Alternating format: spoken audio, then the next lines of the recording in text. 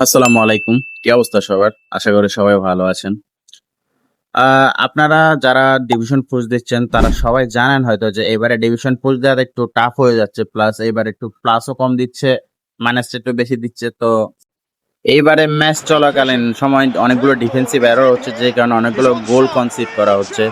যার কারণে ডিভিশন পোস্টটা অনেক কষ্টসাধ্য হয়ে যাচ্ছে। তো এই ভিডিওটা তাদের জন্য যারা আসলে একটা প্রপার স্কোয়াড চাচ্ছেন, যে স্কোয়াড দিয়ে ইজিলি ডিভিশন পোস্ট করা যাবে, তাদের জন্য মূলত ভিডিওটা। তো সাথে থাকুন, দেখতে থাকুন ভিডিওটা। আমি পার্সোনালি এই স্কোয়াড খেলে ডিভিশন 1 পোস্ট দিছি। এবারে তাও একটু ল্যাগিং ছিল, কিন্তু প্রপারলি গেম প্লেটা করতে পারতেছিলাম। তো আমার মতো নোবরা যেহেতু ডিভিশন 1-এ উঠতে পারছে, তাহলে আপনারাও পারবেন। আমার আপনাদের উপর ফুল কনফিডেন্স আছে। তো গাইস, আসেন ফরমেশনটা দেখাই। ফরমেশনটা দেখে সাথে সাথে বেগ দিন না, কারণ আমি ফরমেশন পুরোটা বিশ্লেষণ করব এবং কোন প্লে স্টাইলের প্লেয়ার কোন জায়গায় খেলে দিতে হবে সেটাও বিশ্লেষণ করব। তো চলুন শুরু করি। প্রথমত আপনার গোলকিপার নিয়ে শুরু করি। গোলকিপার প্রথমত আপনারা চেষ্টা করবেন সবসময় একটা অ্যাটাকিং গোলকিপার খেলানোর জন্য। অ্যাটাকিং গোলকিপার একটা সুবিধা হচ্ছে যে যখন দেখবেন যে আপনার বিপক্ষ টিমের ফরওয়ার্ডরা রাশ দিচ্ছে, তখন দেখবেন যে আপনার অ্যাটাকিং গোলকিপারটা দৌড়ে গিয়ে বল রিকভার করে নিচ্ছে বা বল ক্লিয়ার করে দিচ্ছে, এক্সওয়াইজেড যে কোনো একটা করে দিবে। কিন্তু ডিফেন্সিভ গোলকিপারের ক্ষেত্রে কি হয়, ওরা হোল্ড করে দাঁড়ায় থাকে, বল আসলে তখন রিকভার করার চেষ্টা করে। এই জিনিসটার জন্য অনেকেই ডিভিশন পুশের সময় অনেকগুলো গোল কনসিড করে থাকেন, যে কারণে আমি মনে করি অ্যাটাকিং গোলকিপারই বেস্ট এই ফরমেশনের জন্য। তারপর সবসময় আরবিতে একটা ডিফেন্সিভ প্লে স্টাইলের একটা আরবি রাখার চেষ্টা করবেন এবং এলবিতে একটা অ্যাটাকিং এলবি রাখার চেষ্টা করবেন। আর সিবি দুইটাতে একটা ডিস্ট্রয়ার একটা বিল্ড আপ, এটা তো সবাই জানার কথা যে বিল্ড আপ আর একটা ডিস্ট্রয়ার রাখা মাস্ট দরকার একটা স্কোয়াডে। এরপর আসি ডিএমএফ এ। আমার স্কোয়াডে দুইটা ডিএমএফ রাখি আমি সবসময়, একটা হচ্ছে অ্যাঙ্করম্যান আর একটা হচ্ছে অর্কাচেস্টর।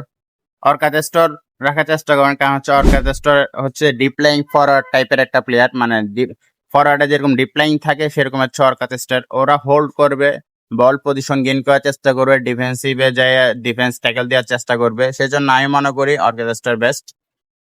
আর অ্যাঙ্করম্যান হচ্ছে সবসময় নিচে হোল্ড করে বসে থাকার চেষ্টা করে, তারা সহজে অ্যাটাকে ওঠে না, তারা অলওয়েজ ডিফেন্সিভ করার চেষ্টা করে, প্রতিপক্ষ থেকে বল কিভাবে নেওয়া যায় ওইটার চেষ্টা করে।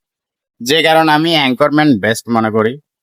এখন আসি সিএম এর ক্ষেত্রে। আমি সিএমএফ রাখি একটা আমার স্কোয়াডে।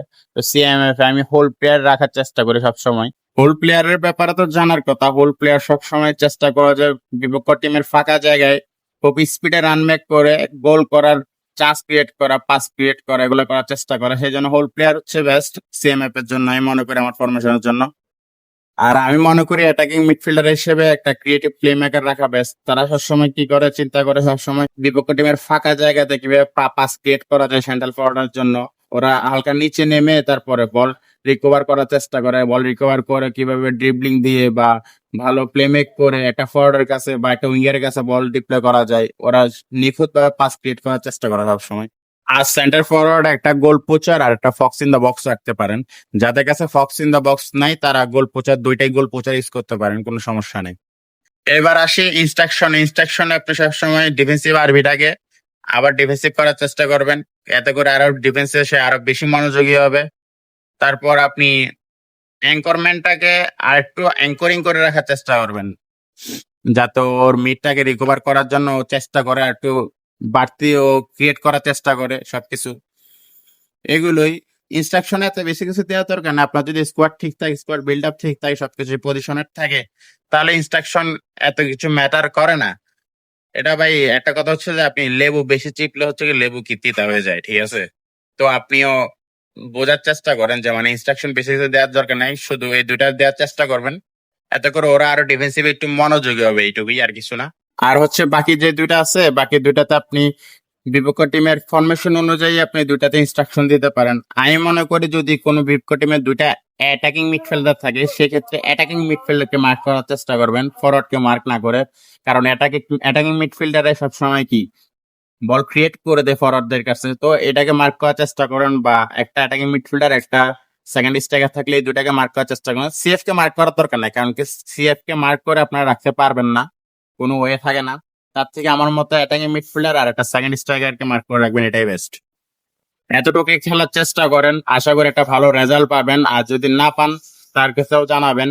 আর এরপর কোনো কিছু কি রকম ভিডিও বানাবো সেটা নিয়ে জানেন, আমি চেষ্টা করবো বানানোর। ধন্যবাদ সবাইকে, ভালো থাকবেন, আল্লাহ হাফেজ।